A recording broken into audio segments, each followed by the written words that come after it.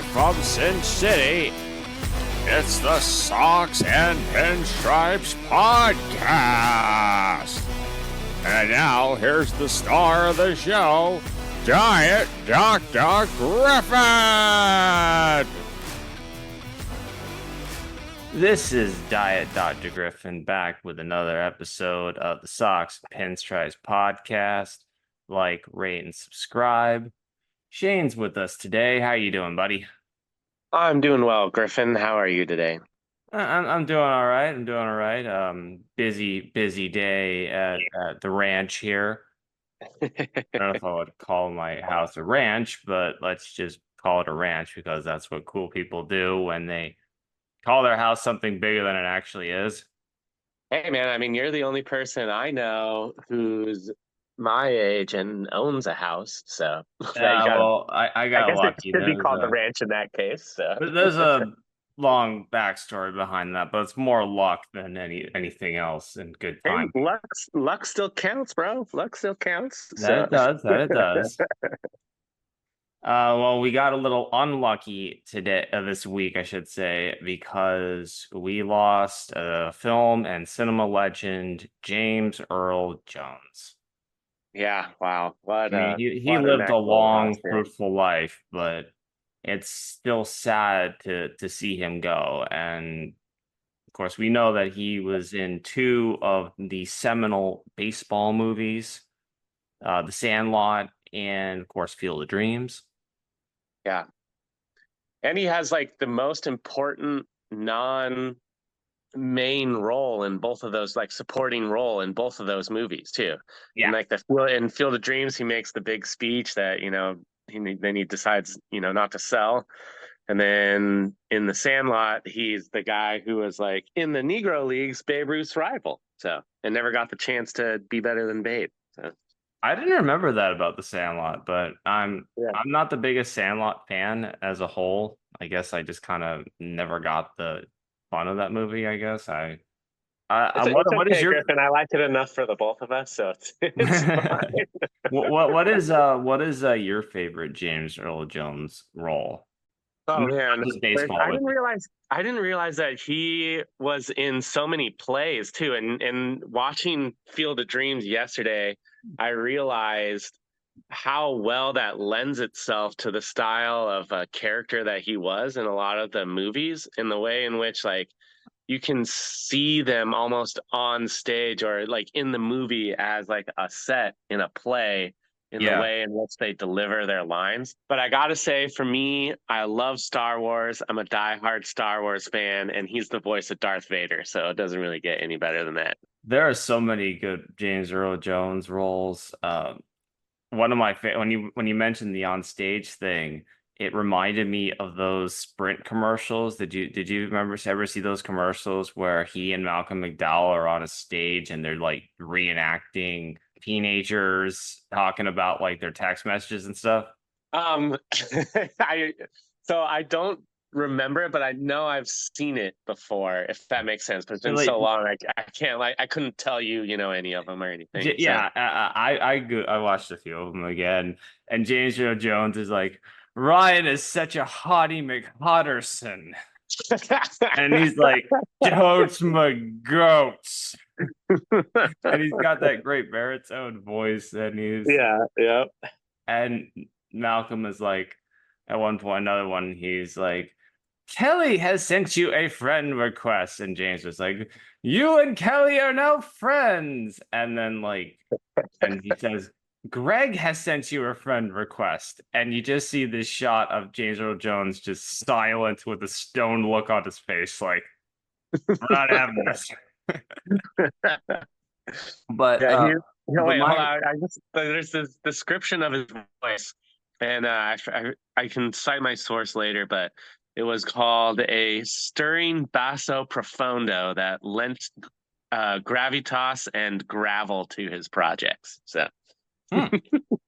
Well, my favorite James Earl Jones role was Thulsa Doom from Conan the Barbarian. Oh, okay. Yeah. He played the villain in the original Conan movie from 1982. and he's got the great lines in the film, and he has this otherworldly like presence because one of his powers in the movie is that like he can kind of hypnotize people. Okay. So he would just like kind of look at you, and then he kind of decapitates Conan's mother. Oh, wow. He kind of decapitates Yeah, Conan's yeah. mother. He's a savage villain. And he like turns into a snake, and it's all cool stuff. Have you I'm gonna got? have to watch it. It popped up on my feed to watch, and I just never watched it. But it's got Arnold Schwarzenegger in it too, right? Yeah. That Arnold's Yeah, Conan. That was like the yeah, movie that really put him on the map. yeah, At least in exactly. the acting world. I mean, he was already a well-established bodybuilder at that Yeah, point in wasn't time. he? He'd already been Mr. Universe too by that point in He, time too. But well, I think Mr. Olympia is the bodybuilding competition. okay, yeah, Yeah. Yeah, he had been Mr. Olympia a number of times in the 70s, and then he won Mr. Olympia again during the preparation for Conan. no, that makes sense. So Yeah.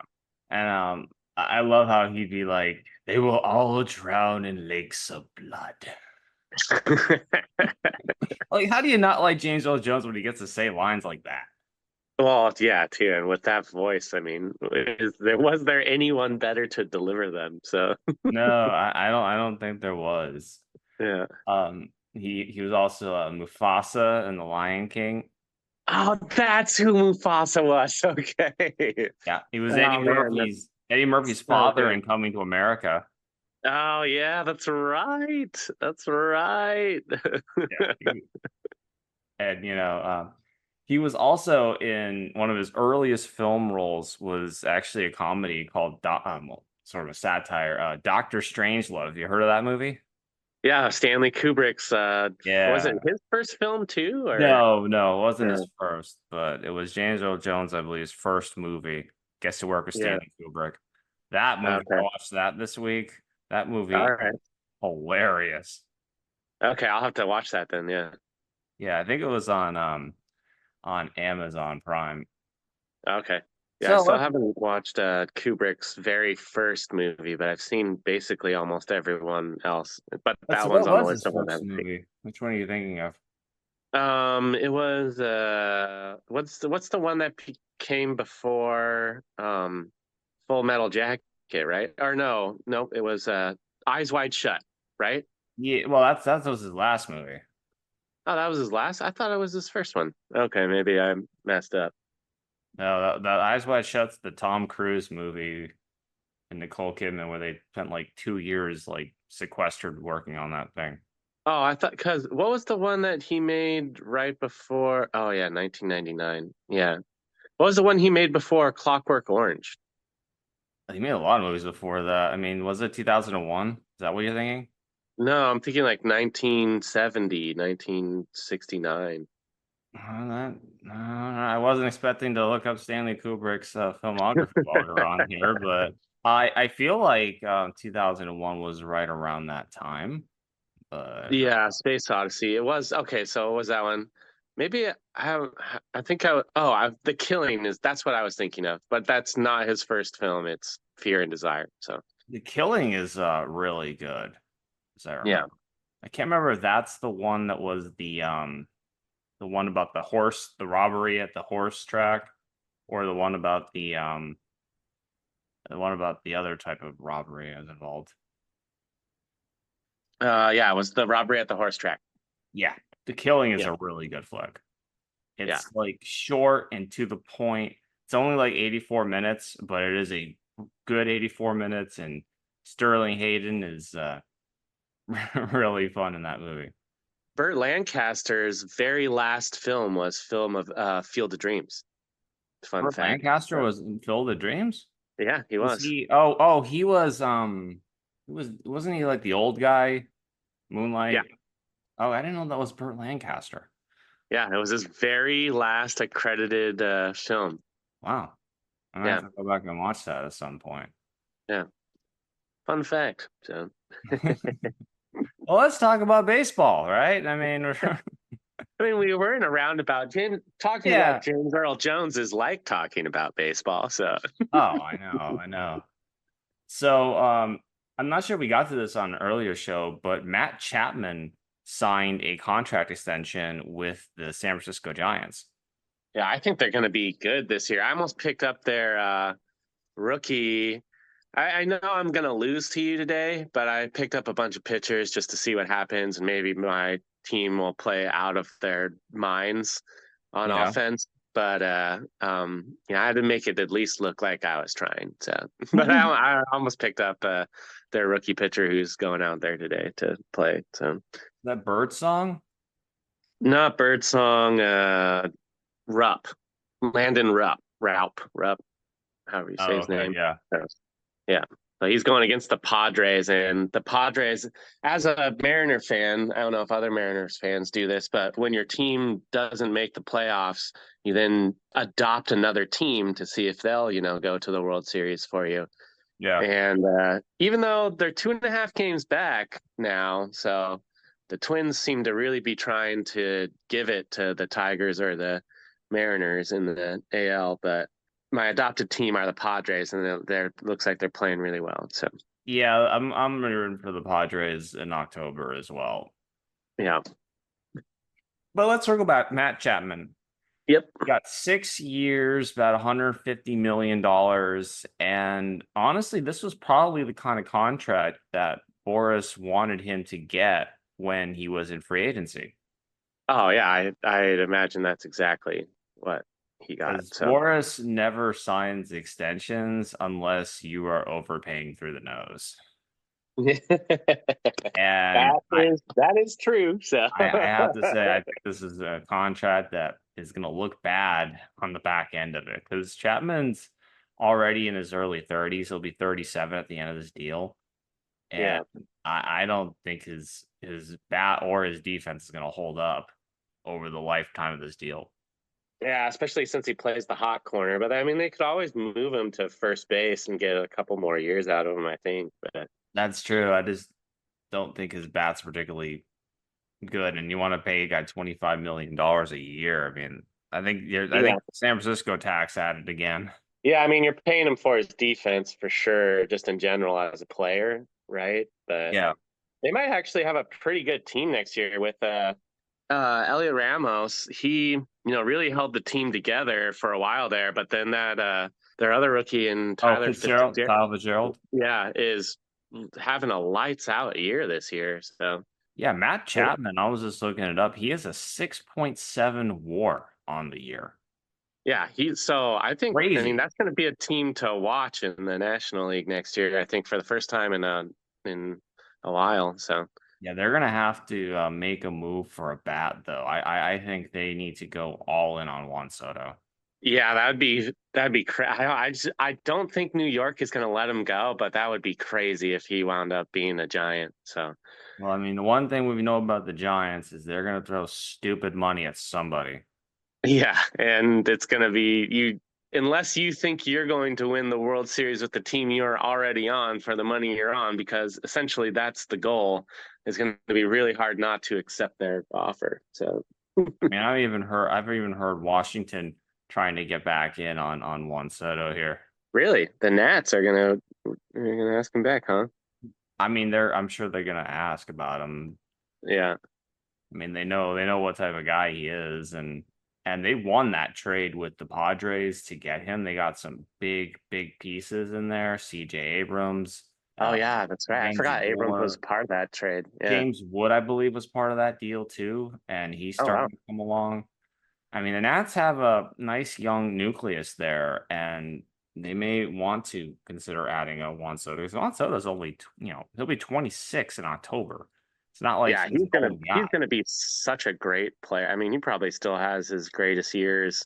Or well, you have your best stats at 26, so he's still got a couple of great years ahead of him. One would think. So yeah, I mean, I thought this year he was going to be the hands down MVP, and he's having an MVP caliber season. It's just that he happens to be teammates and Aaron Judge, and Judge is having another monster year. yeah, him and that stupid guy from Japan, like he even knows how to play baseball. So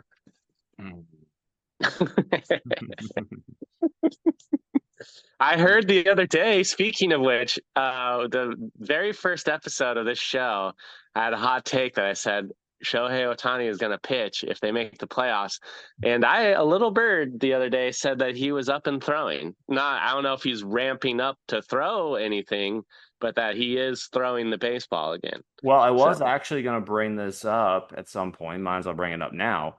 But Dave Roberts had actually said this week that they have not ruled out Ohtani pitching in the playoffs. Yes. So I wanted to give you. Man, it seems credit. like such a long shot, but I think it's going to happen, man. I'm excited. Well, I mean, I don't think they're expecting him to start necessarily, but yeah, would he potentially come out of the bullpen like he did in the World Baseball Classic? He looked good out of the bullpen in the World Baseball Classic too. So I could see that potentially, maybe an inning or two. I don't know how where the Dodgers are going to be at because their team is such a mess injury wise. And they need a better high leverage person at the end of the game anyway. And the way that he closed out the World Baseball Classic, I know he's never been in that role before, but the guy's desire to win is so strong and his stuff is so good that you might even just see him close down a couple of close games. I mean, the way that he struck out Mike Trout. Mike Trout in the World Baseball Classic was just, I mean, I think I bit all my nails off in that at bat just watching it, and he had him fooled. I mean, he thought that was going to be a fastball, and that was in the other batter's box, and he was just swinging away. So yeah, I mean, Tyler Glasnow is, I believe, out for the season now with his elbow issues. So the Dodgers pitching staff is kind of a mess right now. So I would not shock me if they get desperate enough to want to pull Ohtani in there at some point. Oh yeah, and I have no idea where want to be in there because that's like his whole thing is that he wants to play meaningful baseball. So he'll get his playoff moments. It's just a matter of how well the Dodgers are going to do, and yeah, they're still fighting it out for that division at this point. Yeah, they are. It's not a done deal that they win the NL West. Yeah, they're the Padres are 3.5 back. 3.5, yeah. So 3.5 back. And solidly in the playoffs. A buddy of mine bet on the Arizona Diamondbacks to win the World Series as a futures bet. Yeah, and I was like, they have a chance, but they made it last year, and they're in there. I mean, nobody thought that they would make it last year. Nobody thought that the Rangers would legitimately do it. Yeah, that's true. Yeah, the Rangers came out of nowhere, and then everyone was like, "Oh, okay." And then they down the stretch, they beat the Astros and all these other big teams, and you're like, all right, these guys are came into Seattle and just literally swept them out of the playoffs last year. So. Well, the Padres actually have another series with the Dodgers. Okay. At the end of the season, so that should be a fun series to watch. They had the final week of the year. They have 3 games against the Dodgers, 3 games against the Diamondbacks. Wow, those are going to be that's going to be a fun week to watch baseball down in the NL West. So, yeah, I was feeling really, really good about my Oakland A's getting more wins than the Angels, and then I happened to have the Angels calendar at my house because I was there for opening day, and then I saw them realizing that they have 6 games against the White Sox still to play. I mean, who knows? So.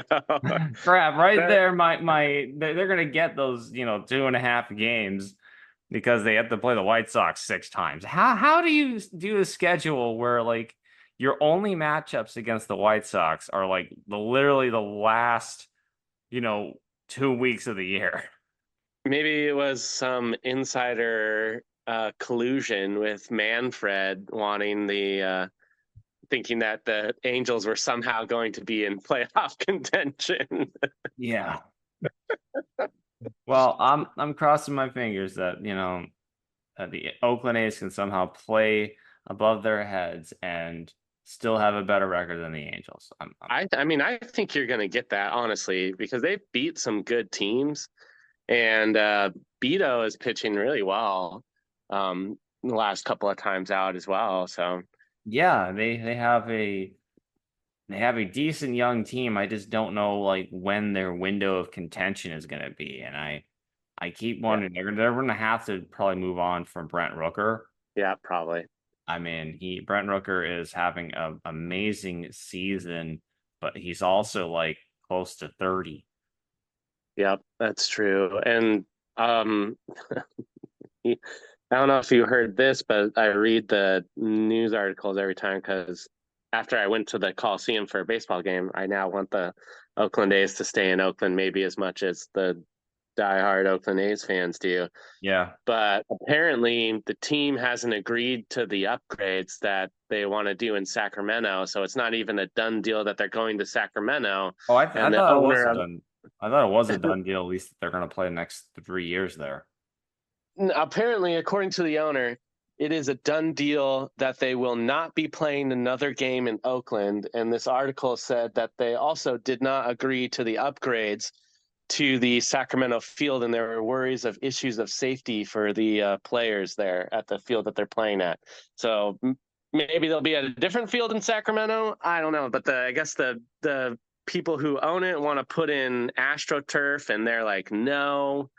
So yeah, stay tuned for the continuing saga that is where will Oakland play. So Yeah, I got into it in the comments section about how, oh, I should just trade Brent Rooker to a real team, and like some guy got on me hard about how like I rooting against cellar dwellers and like, you know, and he's like hoping that they get new ownership, and I'm like, dude, yeah, the A's are a freaking embarrassment, and the owners deserve every bit of criticism that they get, and then some. yeah. Look what Jerry DePoto did. He just got a contract extension, so owners don't get fired. And worse yet, I doubt this guy knew this, but in the relocation deal that the A's worked out with MLB, they waived the relocation fee on the condition that the A's wouldn't sell the team. And they put a penalty in there to where the A's will be paying the other owners money if they sell it in the next 10 years. Wow.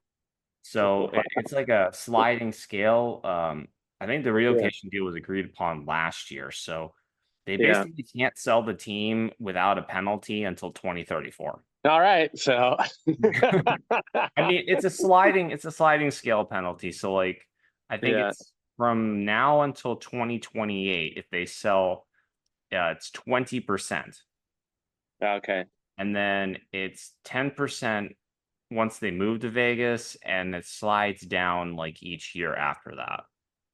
Yeah. But well, like no guy who, has a baseball team is gonna just hand out 50 to $100 million to the other owners just to get out of the team. They're just gonna wait a year or two and then let the capital appreciation go up.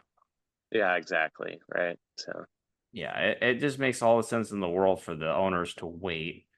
And unfortunately, that means the A's are going to be a revenue sharing receiver for the years to come, and it's just unfortunate. Yeah, it really is. So I'm just more sad that they couldn't get a deal done in Oakland because I saw the place where their stadium would have gone. It was an absolutely gorgeous area. So. Well, I mean, they still may get a team at some point. We never know. Yeah, I hope they go to. I mean, I don't know how you feel about having the baseball team in Vegas or whatever, but I hope they go to Salt Lake City instead. Personally, I want a baseball team in Vegas. I do not want the A's in Vegas. Yeah. So because I know the ownership. We can at least agree on that. So.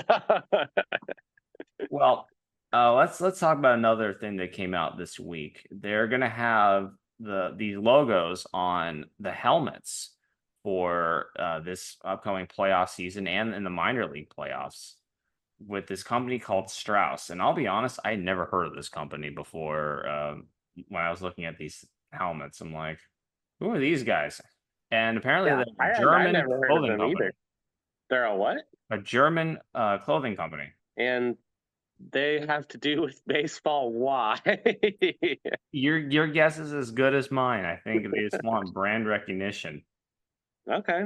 So when we see the hit people on TikTok and the gram repping Strauss gear will know why. Then Yeah. good to know. I mean, it's kind of funny. I think you had mentioned, you were texting me about this, and you had mentioned that it'd be funny if there was some adult sites, and we'll just say adult sites. If Okay, they yeah, had leave it at that. paid I for still the think it would be great. That's visible my logos. dream. It's still my dream. So Hey, I mean, there was a porn site down in Miami that actually put in a bid on the naming rights to the Heat Stadium. yeah, that would have been So I would mean, have it been is. hilarious. Yeah, it is one of those things I that, saw they even got so far as to have a mock-up of what it would look like too. I saw that picture that you sent. So. yeah. Speaking of pictures that I sent here, um, Pablo Sandoval is trying to make the transition into being a pitcher. Yeah, that's interesting. Yeah, I mean, David Fletcher tried that earlier this year, and of course, that was before he was revealed as being Shohei Ohtani's interpreter's best friend and got him traded for gambling there. But last night, Pablo Sandoval pitched 5.1 innings for the Staten Island Ferry Hawks of the Atlantic Baseball League. And basically, Atlantic League is the MLB endorsed experimental league. So all the Oh. crazy shenanigans rules that they want to try before they go in the minors, they put them in. They go into that, yeah, getting that one. Perfect. I mean, it's an independent league, it's Yeah. you're gonna try your stuff there. You might as well try it. He had 4 hits, no earned runs, a walk, and 4 strikeouts. I couldn't even get his team a quality start. What an asshole. I'm looking at pictures of him right now. So is he the next CC Sabitha, maybe? I mean, he certainly has the physique of CC. You ever Yeah. see that legendary photo when he was with the Red Sox and in mid swing his belt just broke? No, I didn't. Yeah, it was. I'll have to look that. I'll have to look that up. I'm looking at pictures of him on the Giants right now. So Yeah, he was a bit of a chubster there. yeah, I'm literally. There's a picture of him throwing a pitch, and he's just in like basketball shorts and a shirt. And I'm just like, wow, that is definitely CC Sabitha esque on the follow through and everything. The new Captain Crunch Sabathia there. Yeah. Oh, Sabathia. Yeah. I don't know why I always say Sabitha, but Yeah, Sabatha, whatever. I'm sure he cares about it. But Oh, yeah. I know. I mean, CC is like the hippopotamus of the jungle. Like he will just straight up eat you and maul you. Yeah, exactly. Who looks great when when you told me that, like, look at a picture of him now, I was like, damn, all right. I just maybe it was for. I think he was also one of those guys too who every single time he would go to get in shape, he would lose velocity and just like not have as good a stuff, and he just literally kept the weight on because he was a better pitcher with it on. So Yeah, some guys are just like I've that. kind of heard that over the years that some guys are just better that way. I think David Yeah. Wells was another guy, that legendary big guy pitcher. Yeah, yeah, and so it's always baseball is always kind of a fun sport that way because it's all body types can play and be good. So Yeah, I mean, Big Poppy made his career off of being a big guy.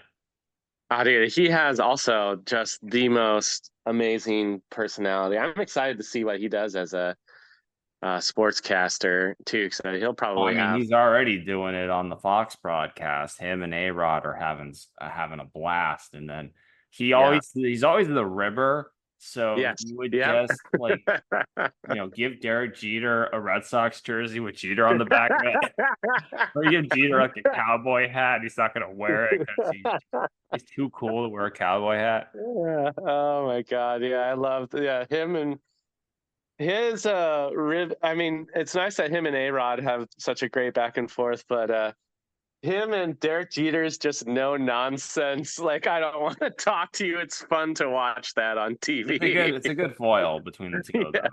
Yeah, exactly. Speaking of Fox broadcasts, Yeah, our boy you did Tommy. the segue. Yeah. I don't know what it is with the Fox broadcasts, and it's the same way with the baseball broadcasts, but they just have a real issue with the audio mixing on those things. They get the crowd sounds so high, but then you like can't hear the announcers over it. It's like the announcers just too low on the mixing side. And I mean, Yeah. I maybe I have a sensitive ear or something because I No, edit for there the is a podcast. lot of field noise. Yeah. I agree with you. It's like a surprise. Like I was in the football game. There were times where you could like hear people talking on the sidelines, and I'm like, is someone's mic just like randomly hot, or like what is going on right now? Yeah, because I mean, like I'm watching other baseball games and it's never an issue. Yeah. But for some reason on the Fox broadcasts, it is an issue. I And wonder if they it's like need to some fix that conspiracy. because they're spending $37 million on Tom Brady, and you can't hear him enough to be able to distinguish him over Kevin Burkhardt, which is Yeah, like that's true. really, really wrong. And I'm not even able to watch Tom Brady today because the Cowboys Saints game is not aired locally, even though it's supposed to be the game of the week and the top Fox broadcast. So I don't know Hmm. what's going on there, Fox, but you're screwing up. Yeah, absolutely. Yeah. I also thought so what did you oh you didn't get to listen to yeah you did. So what did you think about Tom's first broadcast? I mean, it was mediocre at best. I mean, he looked amazing. Yeah. He didn't really add much. He didn't really lose much. I mean, I Yeah. don't know how good he's gonna be at this thing. The best part of it was like the commercial that he did beforehand with all the different versions of Brady. Yeah, that was pretty good, yeah. And then the kid is like, "You're gonna be the greatest of all time." And it's like, "Yeah, I'm gonna do this."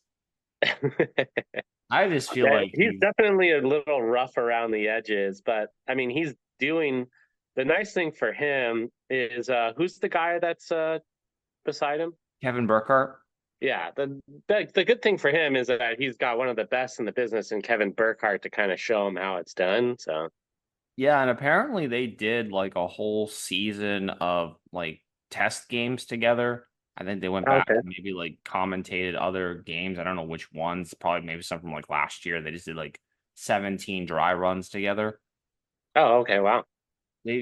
Brady wants to be good at this. I wonder if the handicaps that he has because of that he's trying to buy the not the Oakland, the Las Vegas Raiders.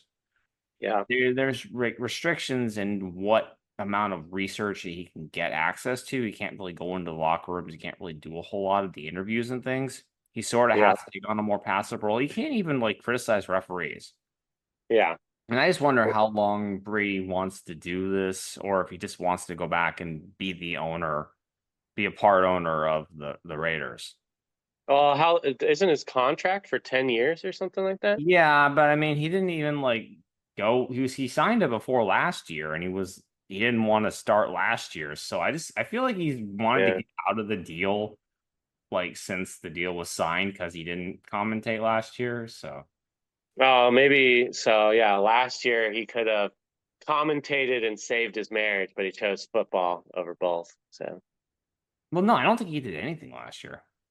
oh, or the year before or whatever. I don't Yeah, know. yeah, yeah. I Yeah. think it was. I think he spent Have time. you haven't have you watched the roast of Tom Brady yet? No, I have not watched it. I am waiting like another few weeks for my Netflix 3 months to kick in. That's a long story. I'm a cheapskate Oh, about okay. that stuff. So I'm waiting like the longest amount of time possible because the whole issue with Netflix and me is that they never have like content I want to watch. So I'm trying to wait as long as possible to use it to get like the most bang for my buck Yeah, on my 3 free months. gotcha. I'm There's not a gonna be really able to good watch this. Chappelle special on there too. So, I'm not gonna be able to watch the rest of Cobra Kai because they decided we're so bad at content. We have to split our best shows into 3 chunks so that we can keep our subscribers from not checking out once every few months. Wait, is Cobra Kai really good? I never watched it. Cobra Kai is tremendous, dude. Okay, all right. News to me. I better get on that then. Yeah, well, you'll have time because they've split the final season into 3 chunks, and I think they've only released the first third of it Okay, of the final season. I think season 6 of it. yeah. They've released 5 episodes now. They're supposed to release like 5 episodes in November, December, and then like the last chunk in 2025. Yeah, I always hate the whole. I know that for whatever reason, streaming is every once in a while trying to be like TV. And what I have to say to you, streaming, why? Just why? Just put them all out at the same time. No one cares if you go week to week. We all know you got them all already. And honestly, for me, whenever like I started watching the new season of Futurama, and I watched the first episode, and then I went to watch the next 3, and it's like comes out every week, and I haven't watched it since the first episode came out. So I was like, I'll just wait for the whole season to be on there, and then I can watch it like a normal person on a streaming service. So Well, we have to wait till next week's show to talk more about baseball and talk more about Futurama. oh yeah, well maybe less about Futurama, more about baseball playoffs. Let's go. Playoffs. Yeah, we gotta have some playoff predictions next week on the show. That's our show today. Talk to you guys next week. Bye now.